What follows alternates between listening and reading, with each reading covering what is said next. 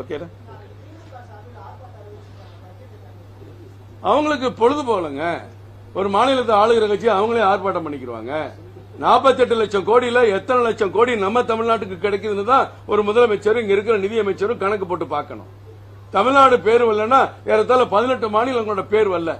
18 மாநிலங்களை புறக்கணிக்கிறதா ஒரு தவறான ஒரு கருத்தை மக்கள்கிட்ட பருத்தி மக்களை ஏமாத்துறதுக்கு மோசடி பண்றதுக்கு மறுபடியும் ஒரு ஆர்ப்பாட்டம் அறிவிச்சிருக்காங்க. இது என்ன வேடிக்கை? ஒரு ஆளுகிற அரசாங்கமே ஆர்ப்பாட்டம் பண்ணுவாங்களாம். கேட்டா பட்ஜெட்ல உனக்கு என்ன இல்ல? இன்னைக்கு பட்ஜெட்ல 1 கோடி இளைஞர்களுக்கு வேலை வாய்ப்பு, பயிற்சி, திறன் மேம்பாடுனா தமிழ்நாடு இருக்க போறாங்க. முத்ரா கடன் திட்டம் 20 லட்சம் உயர்த்தினா தமிழ்நாடும் பெற போறாங்க. ஏற்கனவே இருக்கிற 100 நாள் வேலை திட்டத்தை அதிகப்படுத்துங்கன்னு கேள்வி கேட்கறீங்க. 100 நாள் வேலை திட்டத்துக்கு ஏறத்தாழ 89 லட்சம் பேர் பதிஞ்சு வச்சிருக்காங்க. 69 லட்சம் பேர் ரெகுலரா ஒர்க் பண்றாங்க. 69 லட்சம் பேருக்கும் அவங்க அக்கௌண்ட்ல பணம் போடுறது மத்திய அரசு.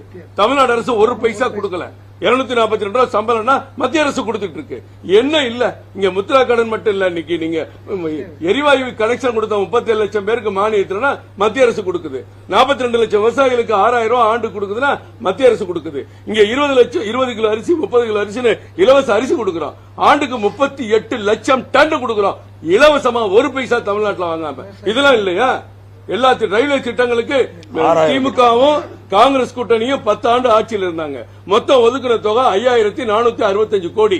ஆனால் பிஜேபி ஆட்சி மோடியோட கவர்மெண்ட் கடந்த 23க்கு முன்னாடி வரைக்கும் Tamil Nadu section not southern railway தமிழ்நாடுக்கு மட்டும் 22,600 கோடி கொடுத்திருக்கோம். இந்த ஆண்டு 6,342 கோடி இன்னைக்கு நம்ம ரயில்வே துறை அமைச்சர் அறிவிச்சிருக்கிறாரு. அப்ப 28,400 கோடி கொடுத்திருக்கோம். எல்லாத்தையும் இல்ல இல்லன்னு போய் சொல்லி மக்களை ஏமாத்தி உங்க ஏமாத்து நாடகத்தை பெருசா காட்டுறதுக்காக மீடியால காட்டுவீங்க, பேப்பர்ல போடுவீங்க. ஆர்ப்பாட்டம் பண்ணா இன்னும் பெருசாகும்ல. நிதி ஆயோக் கூட்டத்துக்கு போக முடியாத முதலமைச்சர் இன்னும் இப்பதான் புறக்கணிக்கிறாங்க. 2 வருஷமா அவர் போகல. நிதி ஆயோக்ல என்ன எல்லா மாநில முதலமைச்சர்களும் ஒன்னா உட்கார்ந்து பேசுற இடம். அங்க அரசியலுக்கு வேலை இல்ல. எல்லா மாநிலத்தினுடைய நிதி அமைச்சரும் உட்காரணும், நிதித்துறை அதிகாரிகளும் உட்காரணும். அடுத்த இந்த ஒரு ஆண்டுக்கு உங்க மாநிலத்துக்கு என்னெல்லாம் நடந்துகிட்டு இருக்கு, என்ன வேணும், என்னென்ன திட்டம் கொண்டு வர போறீங்க எல்லாம் பேசக்கூடிய இடத்தை புறக்கணிக்கிற ஒரு முதலமைச்சர் தமிழ்நாட்டுக்கு வேணுமா? இது மக்களை ஏமாத்துற போராட்டம்.